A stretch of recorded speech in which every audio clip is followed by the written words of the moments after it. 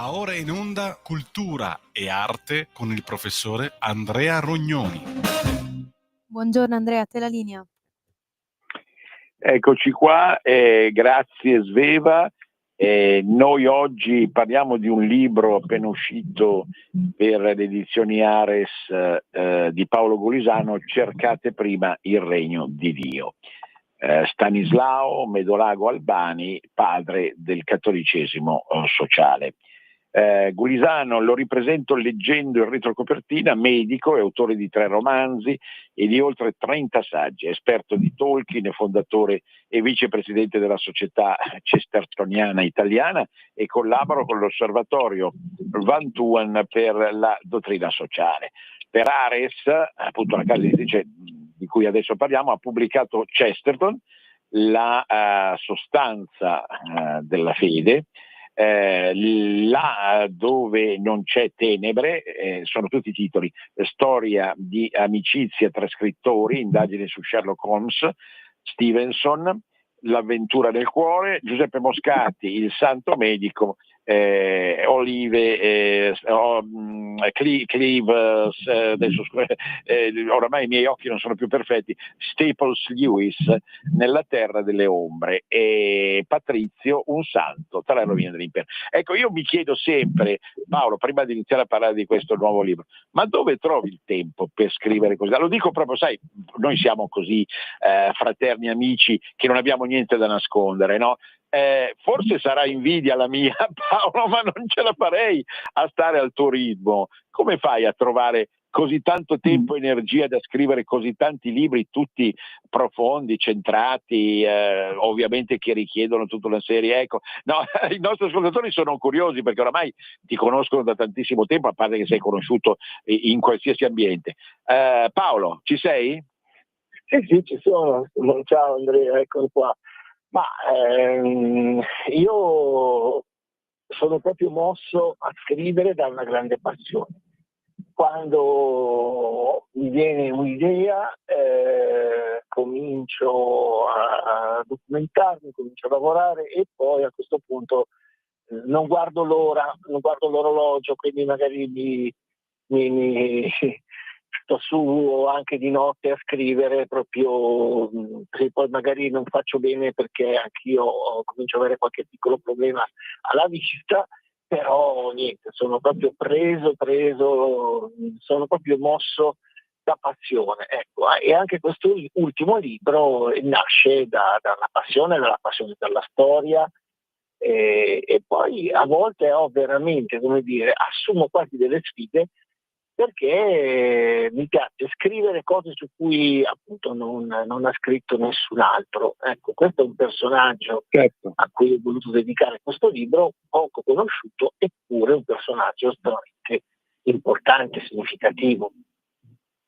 Assolutamente, ho notato anch'io questo fatto, che tu tendi a colmare delle lacune, perché per esempio uno dei tuoi fiumi di interesse riguarda per esempio la storia del cristianesimo, però la storia del cristianesimo presenta dei vuoti, perché in taluni casi o hanno scritto soltanto delle persone che hanno portato la tonaca, diciamo, come storici illustri e bravi, per carità, però insomma un po' di parte, scusate la battuta, non c'è niente di malizia, però ecco, oppure esiste davvero poco, perché poi nella realtà non va a beneficio solo di chi ci crede o di chi si sente cattolico nelle midolla, ma va a beneficio di tutti, perché qui stiamo parlando di storia italiana e padana. Cercate prima il regno di Dio. Questo personaggio è stato un personaggio fuori dalla norma. Allora subito dai, inquadraci questo Stanislao Medolago Albani, certamente noto, ma non sempre degno di quell'attenzione che meriterebbe. A te la parola. Bene, grazie Andrea. Allora hai già colto molto dello spirito e delle intenzioni e dei significati di questo libro. È un libro appunto di storia, è un pezzo di storia dell'Ottocento. Allora Stanislao Medolago Albani nasce nel 1851 e muore nel 1921, a 70 anni. Era bergamasco, la famiglia Medolago Albani è una antichissima famiglia nobile Conti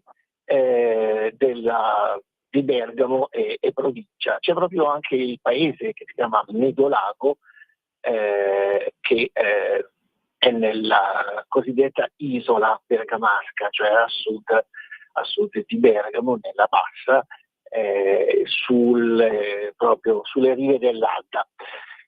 Ecco, famiglia antichissima, la cui nobiltà risale addirittura pare a Carlo Magno, che aveva appunto nobilitato questi cavalieri, fatti i conti.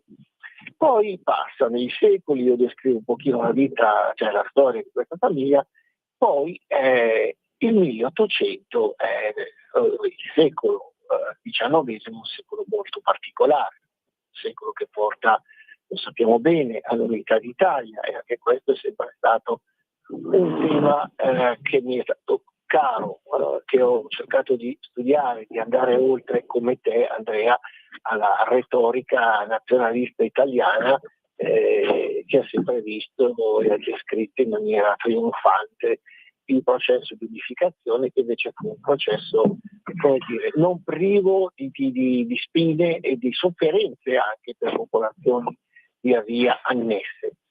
Allora, Stanislao Medolago Albani nasce nel 1851, vive gli anni dell'unificazione, che tra l'altro lui bergamasco aveva visto, come dire, il contributo dei garibaldini, dei bergamaschi, o meglio, proprio alla spedizione dei Mille. Sapete che Bergamo è chiamata anche così retoricamente la città dei Mille, in effetti c'era stato un po' di, come dire, un bel po' di volontari.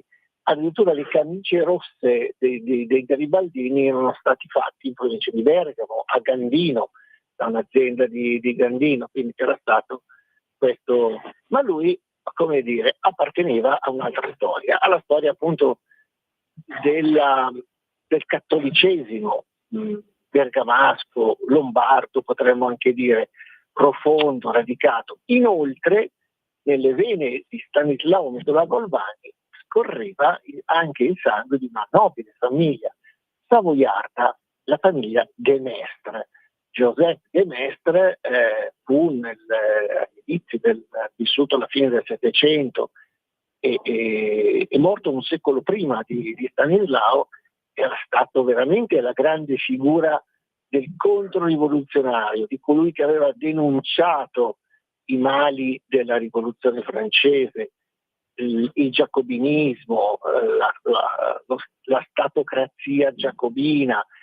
De Maistre, grandissimo pensatore appunto cattolico tradizionale, un punto di riferimento. C'è stata un po' di dannazio memoria nei confronti di questo grande personaggio, che poi appunto dalla Savoia venne poi a stabilirsi a Torino. Ma appunto De Maistre è stato davvero uno dei personaggi più interessanti e importanti del pensiero cattolico degli ultimi 2 secoli. Bene,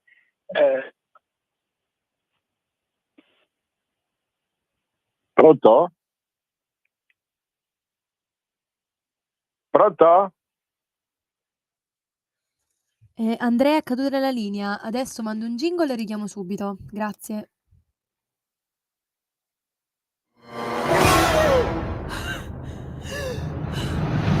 Pensa a respirare.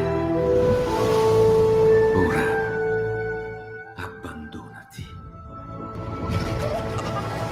Che cosa vedi? Luce, oscurità, l'equilibrio. È tanto più grande. C'è stato un risveglio. Hai sentito? Conosco una sola verità.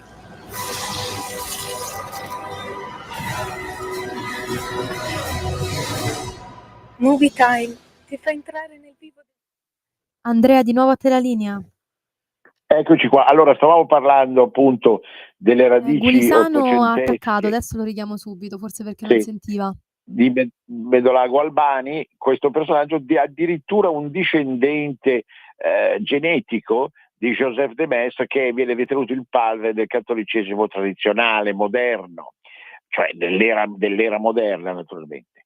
Quindi è molto interessante questo collegamento, perché magari troppo spesso personaggi come Albani vengono decodificati soltanto alla luce di un cattolicesimo, non dico progressista insomma, ma piuttosto moderno.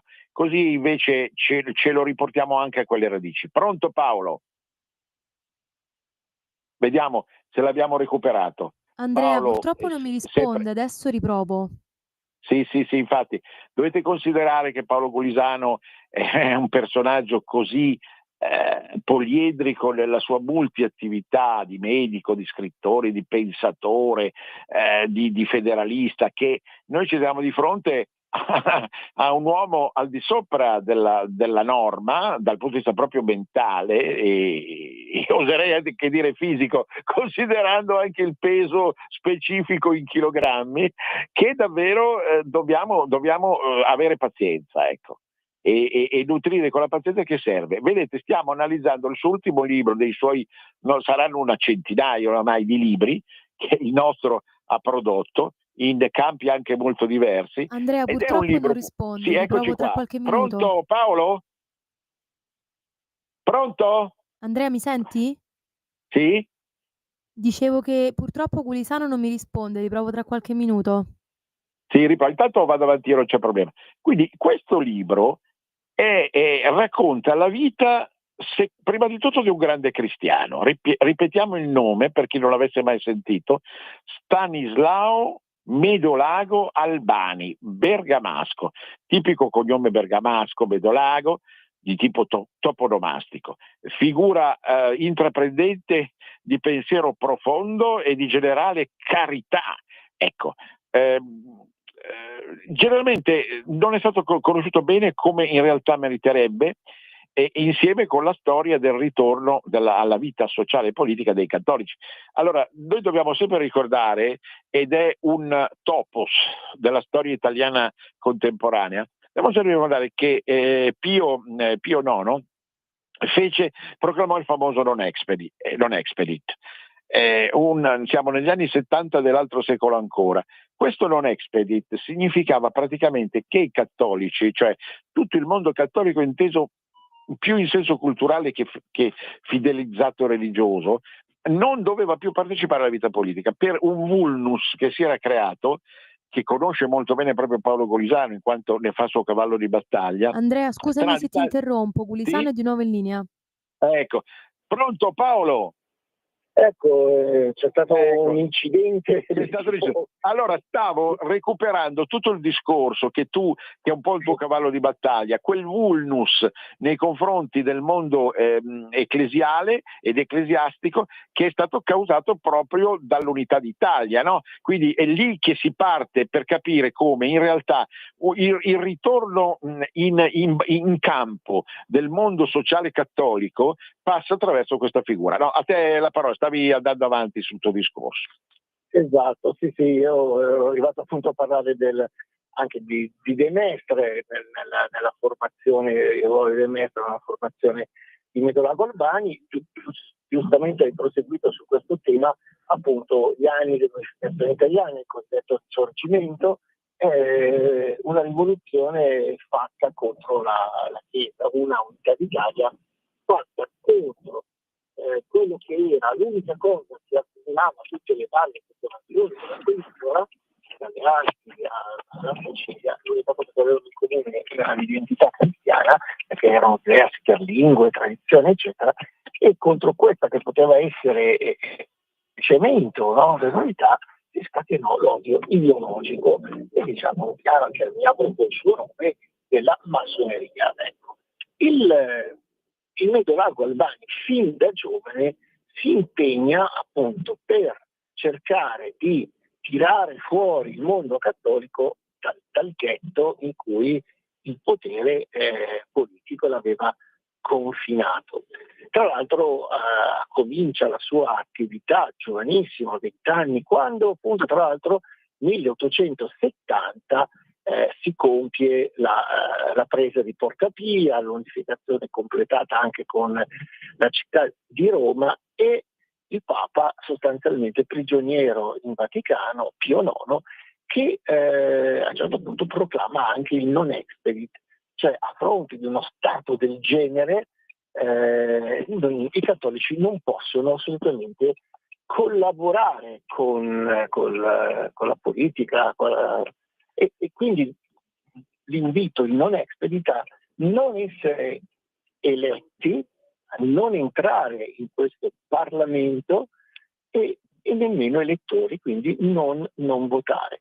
Questo però tra l'altro valeva per le elezioni politiche, mentre a livello, è una cosa che io ho segnalato, non sempre viene, come dire, messo in evidenza, questo non valeva alle elezioni amministrative.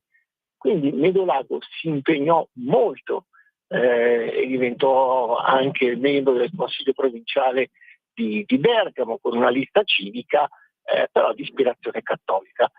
A questo punto della storia appunto non esisteva un partito cattolico, sarebbe arrivato nel 1919 con Don Sturzo che creò il Partito Popolare, ma Medolago Albani non era personalmente convinto della necessità di un tipo di partito di questo genere.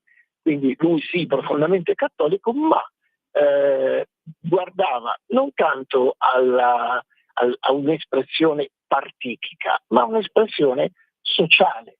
E quindi fu il padre del cattolicesimo sociale, un padre appunto dimenticato. Si parla di altri personaggi pur importanti, il Toniolo, Tovini, eccetera, ma oltretutto Medolago Albani, da uomo bergamasco di grande concretezza, realizzò opere sociali importanti. Per esempio fu il fondatore dell'Eco di Bergamo, che appunto era il quotidiano dei cattolici bergamaschi e che è un giornale che è ancora esistente, è un giornale che si identifica anche proprio con tutta la realtà anche civile della provincia di Bergamo, eletto da tutti. Poi fondò perfino una società d'assicurazione per proteggere le persone che magari potevano perdere dei beni, quindi quello che è un'assicurazione che appunto è una tutela. Poi fondò banche, ecco, insomma opere sociali, cercò di tirare fuori, ripeto, come dicevo prima, dal ghetto il mondo cattolico, facendo sì che il mondo cattolico contasse, facesse sentire la sua voce, quindi la Chiesa operando, la Chiesa intesa come magistero, come episcopato, eccetera, eccetera, operando nel campo dell'educazione, la catechesi, ma poi il mondo cattolico, i cattolici laici presenti nella società, ben presenti nella società, senza una immediata preoccupazione partitica. La popolare e poi la democrazia cristiana nacque forse da una posizione più modernista, mentre per Medolago Albani la preoccupazione maggiore era proprio quella di dare espressione pubblica, civile, civica al mondo cattolico, e quindi realizzò appunto opere di carità, opere culturali, opere sociali, quindi con una vita completamente spesa al servizio del bene della Chiesa, intesa non proprio non in senso clericale, appunto non era un prete, era un padre di famiglia, era appunto un uomo anche impegnato nell'amministrare e bene anche i propri beni. Certamente era un uomo facoltoso, ma impegnò bene tutte le sue proprietà con intelligenza, e poi appunto facendo fruttificare anche il lavoro degli altri. Mi verrebbe da dire a questo punto, e voglio dirlo, ma perché una persona del genere non è stata valorizzata, non se ne parla poco nei libri di storia, anche nella storia del mondo cattolico, il famoso storico, forse quello che è stato il principale storico del movimento cattolico dell'Ottocento e del Novecento, Pietro Scoppola, probabilmente molti se lo ricordano, lo menziona, come dire, di passaggio, poche righe dedica a Medolago, quando invece era un uomo di grandissimo impegno, aveva lavorato nella opera dei congressi, che era una grande rete, potremmo dire, organizzativa del mondo cattolico, quando appunto ancora c'erano Nesperi, quando ancora lo Stato risorgimentale perseguitava i cattolici, bene, era nata questa opera dei conversi che faceva appunto azioni sociali, azione culturale, e lui fu una grande figura protagonista. Allora, probabilmente la storia l'ha trascurato proprio perché in fondo potremmo dire, e lo racconto nel libro, Medolago Albani non fu funzionale poi appunto a un disegno, non dico politico, ma proprio partitico. Quindi non poteva essere annoverato tra i padri della patria della DC, insieme appunto a Sturz e altri. Ma invece io credo che oggi, che non esiste più il partito appunto dei cristiani, i cristiani sono presenti in più partiti, sia invece appunto da riscoprire questo tipo di impegno proprio civico. Inoltre Medolago Albani, che appunto aveva studiato anche economia, filosofia, aveva anche voluto a Bergamo una scuola di alti studi sociali, che poi sarebbe stato, cioè lui la voleva anche far diventare una università, e in qualche modo fu anche l'anticipazione dell'università cattolica che nacque nel dopoguerra, dopo la prima guerra mondiale, ma lui l'aveva già anticipata con questo istituto di studi sociali. Dico una cosa importante: adesso abbiamo finalmente un nuovo Papa, Leone XIV, che nel nome stesso fa riferimento al famosissimo Leone XIII. Come hanno ricordato anche molti osservatori nel conclave, nel post-conclave, Leone XIII è il Papa che ha fondato la dottrina sociale cristiana, con l'enciclica del 1891 Rerum Novarum. Quindi evidentemente poi questo tipo di dottrina sociale, di cui negli ultimi anni si è parlato molto, la Chiesa purtroppo negli ultimi 12 anni non l'ha portata avanti la dottrina sociale, ma evidentemente perfino un americano come Robert Prevost conosce bene il pensiero sociale, la dottrina sociale e la figura di Leone XIII. E qui però appunto voglio dire, forse sono stato un po' profetico nel voler fare questo libro. Medolago Albani era uno dei consiglieri laici di Leone XIII, diede un grande contributo con i suoi studi, con le sue ricerche, con i suoi scritti all'elaborazione della Rerum Novarum. Quindi deve essere anche, e io sono contento di aver fatto questo libro anche per questo motivo, se davvero la Chiesa con il nuovo pontificato riscoprirà la dottrina sociale, che appunto che non porta necessariamente obbligatoriamente al partito dei cattolici, ma a un impegno dei cattolici che può essere anche in vari partiti. L'importante è che appunto si portino avanti le idee, le istanze, i valori, quelli che Benedetto XVI chiamava i valori non negoziabili. Benissimo, si può anche stare divisi, ma si deve essere, come dire, uniformi a quella che è la dottrina sociale. Quindi se ci sarà, grazie a Leone XIV, una riscoperta di Leone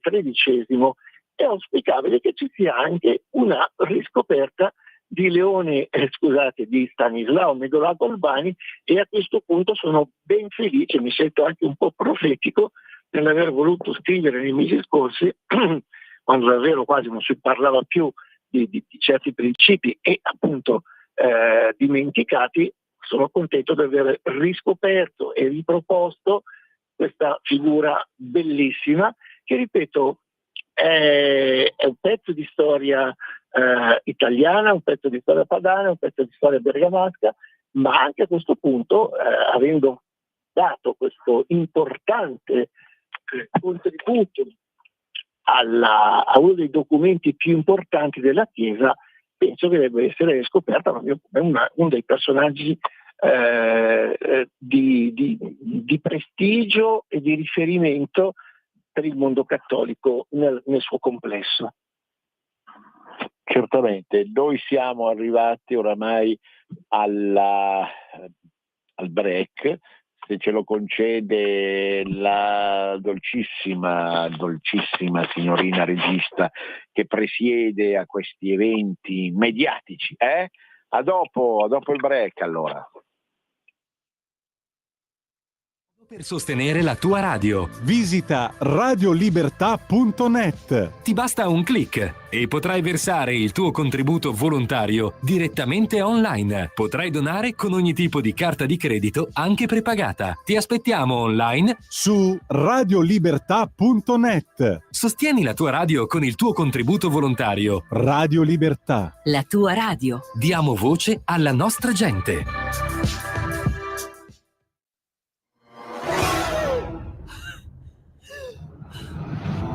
Pensa a respirare. Ora abbandonati. Che cosa vedi? Luce.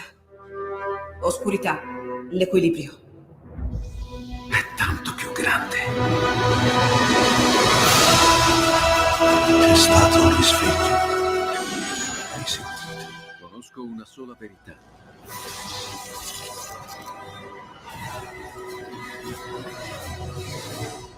Movie Time ti fa entrare nel vivo del cinema, ti fa sentire come se fossi tu il protagonista del grande schermo.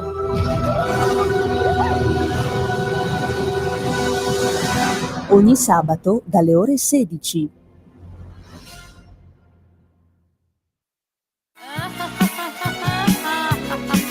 Pesca dalla rete, le interviste di Luisella Pescatori, detta La Pesca, con le freelance di Rete al Femminile, le voci fiere di una nuova prospettiva, ovvero segreti e consigli del lavoro autonomo declinato al femminile.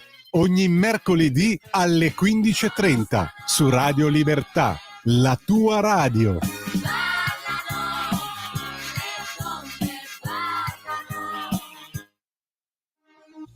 Porta con te ovunque Radio Libertà. Scarica la app per smartphone o tablet dal tuo store o dal sito radiolibertà.net. Cosa aspetti?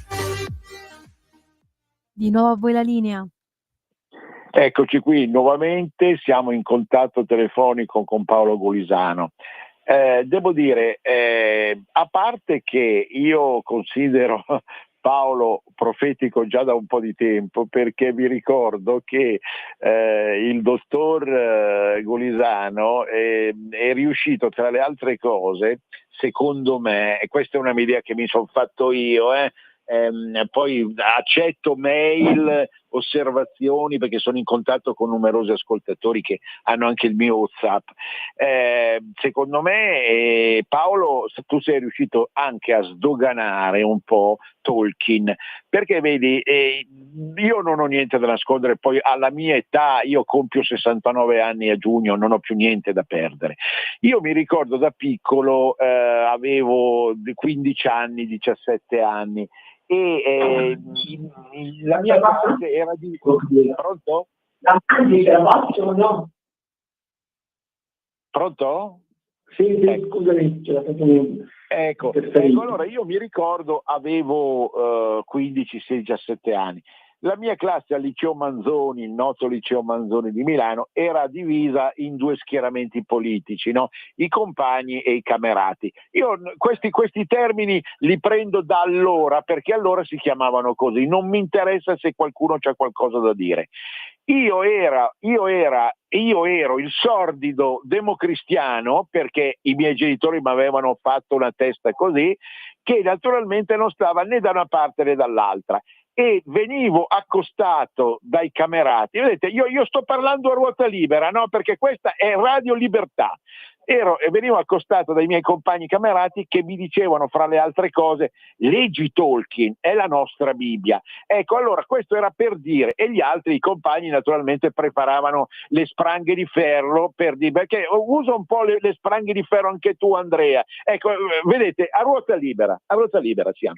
Allora, io sono cresciuto con l'idea che Tolkien era la quintessenza della cultura di estrema destra. Secondo me tu, Paolo, hai fatto un'operazione straordinaria, altro che profetica in Italia. Cioè sei riuscito a far capire che Tolkien è patrimonio di tutti, né dalla destra né dalla sinistra, e oltretutto ha una vena cristiana straordinaria che quei cameratini là di una volta, i ragazzini miei compagni, non capivano oppure bloccavano perché avevano una visione pagana della realtà. Ecco, e mi fermo qui per non strabordare. Quindi tu sei ampiamente profetico, perché sei riuscito a sdoganare, in senso buono, è una battuta un po' volgare sdoganare, insomma, a far capire i veri valori tolkieniani appena prima che uscisse Il Signore degli Anelli al cinema, che poi ha fatto il resto. Va bene, e mi fermo qui. Adesso ritorniamo al libro. Il titolo è Cercate prima il regno di Dio. Perché diceva così Stanislao? Paolo. Allora, intanto grazie per questa parentesi tolkieniana, Tolkien mi essendo profondamente caro, e in fondo la mia opera su Tolkien era proprio volta a questo, far conoscere il vero Tolkien, no? Quindi non quello su cui era stata piantata una bandiera, anche perché le bandiere ideologiche magari avevano impedito a molti di accostarsi, di leggere, eccetera, eccetera. Quindi in fondo anche qua, allora, questo libro su Stanislao Medolago Albani, sul quale curiosamente, uso però un termine così un po' ironico, non aveva scritto ancora nessuno. C'erano proprio solo alcuni testi molto particolari riguardanti la famiglia, riguardanti appunto la famiglia Medolago Albani, ma non su Stanislao, e mi auguro che adesso appunto venga anche letto. Io spero solo di aver aperto la porta magari ad altri studi, degli studiosi seri, eccetera. Allora, per questo titolo, no? In realtà ho solo preso il motto della famiglia Medolago Albani. Il motto della famiglia Medolago Albani è proprio questo. In latino, in realtà, per come sono i motti antichi, quindi però tradotti in italiano è Cercate prima il regno di Dio. Bellissimo, perché appunto una famiglia nobile, dei conti, spesso appunto le famiglie aristocratiche hanno dei motti un po' roboanti, no? Magari facendosi a virtù guerriere. Qui invece i conti Medolago Albani hanno sempre avuto questo motto che appunto in fondo ricorda l'essenziale. Cercate prima il regno di Dio e poi tutto il resto verrà dato in più. Quindi verrà dato in più nell'ambito economico, nell'ambito eccetera, ma prima di tutto cercate il regno di Dio, quindi nella propria vita. Allora, i Medolago Albani si erano attenuti a questo motto, e ancora adesso si attengono a questo motto, ci sono ancora fior di discendenti, e tra l'altro io devo ringraziare anche appunto la famiglia, in particolare il conte Giovanni Medolago Albani, che mi ha messo a disposizione appunto l'archivio di famiglia, altrimenti questo libro non avrebbe potuto essere scritto. E quindi un intento ben preciso di una famiglia profondamente cattolica, ripeto però cattolica non in senso di essere clericale eccetera, ma cattolica perché proprio ha a cuore determinati valori attraverso i quali esprimersi nella vita quotidiana. È un bellissimo ideale, forse alla fine ci spiega anche come deve essere la vita di ogni cristiano, tendendo sempre a qualcosa di più alto, per cui davvero mi viene da dire, caro Andrea, né destra né sinistra, ma in alto, andare in alto, non andare né a destra né a sinistra. Facevi bene tu, ma anch'io ero così alla tua età, a rifugire queste radicalizzazioni del pensiero politico, ma quindi non andare né a destra né a sinistra, andare in alto, perché non ci sono solo destra e sinistra, c'è anche l'alto e il basso. E secondo me oggi prevale l'andare in basso, il degrado. Degradare vuol dire letteralmente, etimologicamente, andare verso il basso, no? Degrada una discesa, eccetera. E invece bisogna andare in alto, bisogna tendere all'alto, bisogna cercare grandi cose, bisogna desiderare grandi cose, ma anche nella vita piccola, quotidiana, familiare. Stanislao Medorago Albani in fondo viveva anche della sua vita familiare, tra Bergamo, che poi appunto Bergamo a me è una città molto cara, una bella città, certamente non piccola, ma nemmeno una metropoli, e però è stata molto, molto importante nella storia. Io vivo a 30 chilometri da Bergamo, ha esercitato un ruolo importante a tutti i livelli nella storia italiana. E tra l'altro erede, per molto tempo è stata parte della Repubblica Serenissima, quindi secondo me, tu che Andrea ami molto la Serenissima, ecco che qua un certo tipo di cultura, un certo tipo di spiritualità, eccetera, era il retaggio della Serenissima Repubblica di Venezia.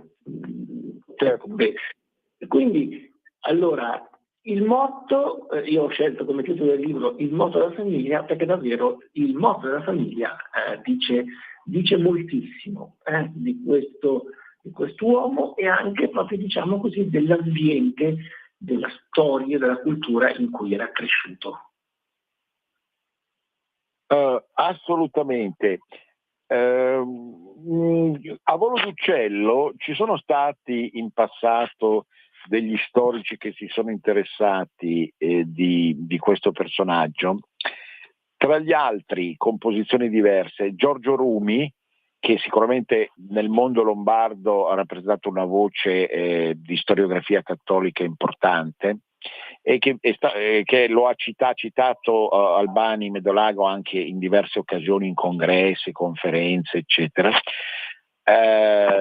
Vittorio Agnoletto, che per una combinazione genetica molto strana era lo zio Attilio Agnoletto, lapsus freudiano, Attilio Agnoletto, che insegnava storia del cristianesimo alla statale con posizioni scettiche, non atee ma un po' così scettiche, con il quale io ho avuto modo di dare anche un esame e poi l'ho ritrovato alla scuola Deutsche Schule. Adesso chiedo scusa, oggi sono un po' autobiografico, l'ho ritrovato come docente alla Deutsche Schule di Milano, ma Agnoletto Attilio era interessato comunque a questo versante della storia sociale. E poi Marco Invernizzi, che è una voce storica anche di Radio Maria, che sicuramente si è accostato a questo versante.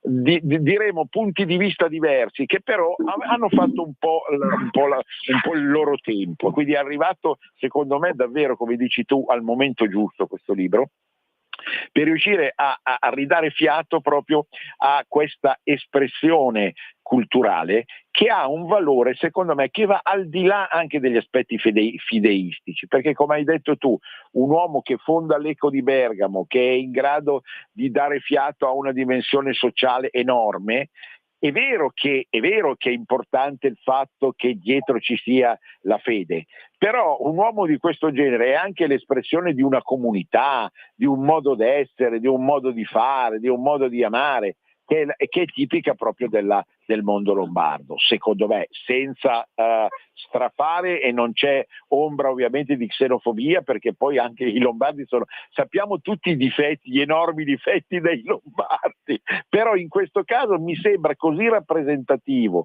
di un modo di essere e di vivere che non si ripiega su se stesso, no? Non trovi, Paolo, a questo proposito? Sì, assolutamente. È proprio uno stile di vita improntato sull'identità, improntato sulla operatività, no? Io tante volte sento parlare la Chiesa dei poveri, adesso la Chiesa deve occuparsi dei poveri, ma guardando appunto la storia dell'Ottocento, la storia appunto degli albori del cristianesimo sociale, appunto messo in piedi tra gli altri appunto da Medolago Albani, mi rendo conto che appunto non è vero che la Chiesa deve scoprirli adesso i poveri, li ha sempre avuti ben presenti, però non si limitava a fare della sociologia, operava, cioè Medolago Albani faceva, sì, lui e altri come lui, anche imprenditori, creava posti di lavoro, combatteva la miseria, facendo lavorare la gente, dando dignità, ecco, sia appunto localmente nella sua provincia di Bergamo, ma anche con questo tipo di visione che poi trasmetteva, comunicava, diffondeva ad altri. Ecco, questo è stato fondamentale, appunto una Chiesa che non si limita a far teoria, ma che poi pratica, e per questo ci voleva magari anche questo spirito operativo. Benissimo, allora il libro lo archiviamo per adesso, nel senso che dovete andare assolutamente a comprare Edizioni Ares, che sono delle edizioni molto stimolanti, molto interessanti di Milano. Paolo Gulisano, cercate prima il Regno di Dio, Stanislao Medolago Albani, il padre del cattolicesimo sociale.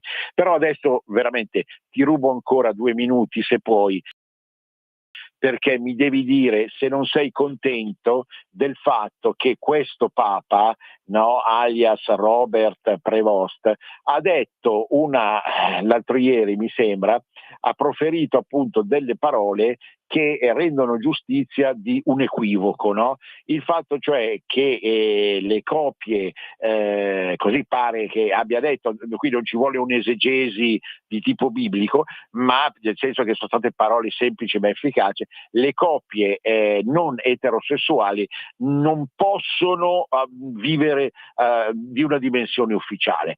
Parole chiarissime che io non avevo sentito nei 12 anni precedenti. Il tuo commento, per favore, poi ti saluto perché sei pieno di impegni. No, ci mancherebbe, è sempre un piacere stare con te. Ecco, anche qua molti si sono stupiti.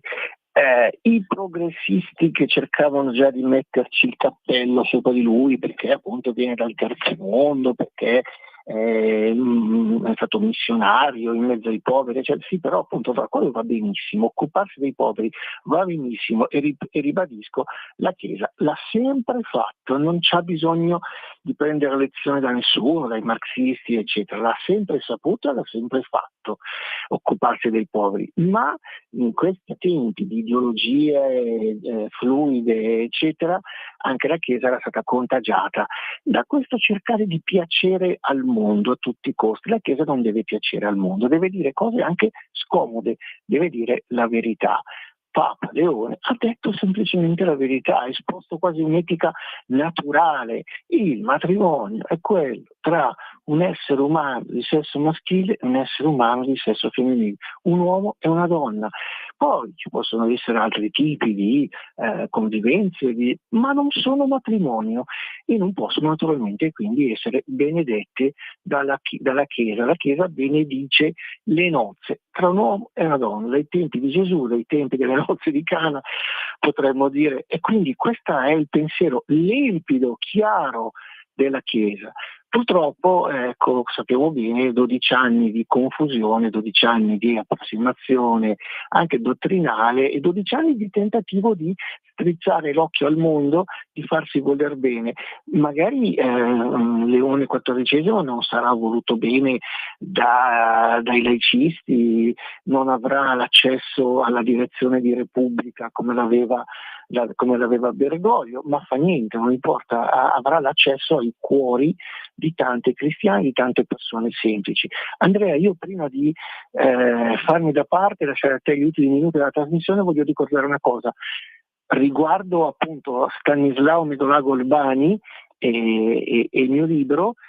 Ci sarà sabato prossimo, quindi tra 7 giorni, a Milano, presso il centro Cardinal Schuster, grande arcivescovo di Milano, il centro Cardinal Schuster che è in via Sant'Antonio, praticamente tra il Duomo e la Statale, più vicino all'Università Statale, ci sarà alle ore 16 un convegno dove presenterò il mio libro e dove ci sarà anche uno studioso. Tu hai menzionato prima alcuni importanti studiosi, ci sarà un altro studioso, un professore emerito della Cattolica, il professor Massimo De Leonardis, che mi introdurrà e che appunto avrò l'onore di avere lui a introdurmi, e ci sarà questo convegno ore 16, Centro Schuster, via Sant'Antonio 5 a Milano.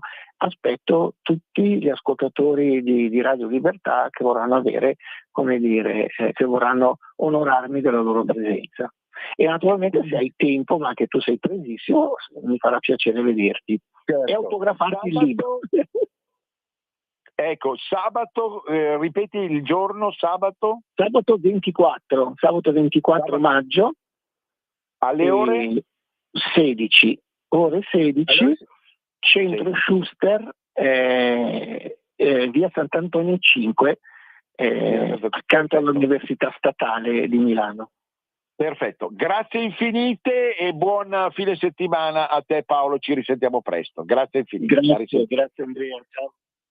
Noi andiamo avanti, poi visto che è un po' la giornata delle confessioni di Sant'Agostino, il Papa è un agostiniano fervente, ma queste trasmissioni, non preoccupatevi, non procuratevi un infarto di mezza primavera, perché io mi sento un laico, non c'è problema, e oltretutto la mia formazione è liberale. Infatti vi volevo lasciare alla fine della ragione un'altra chicca sulla mia vita.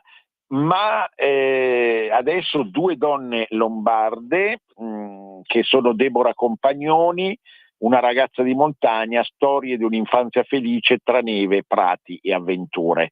Guardate, è un libro stupendo. Io raramente leggo libri di sportivi perché nella mia mente bacata c'è subito un pregiudizio, no? Oddio, questi qui hanno studiato oppure no? Sono in grado di scrivere un libro oppure no? Beh, allora io ho comprato di Deborah Compagnoni, una delle più grandi sciatrici della storia umana, no?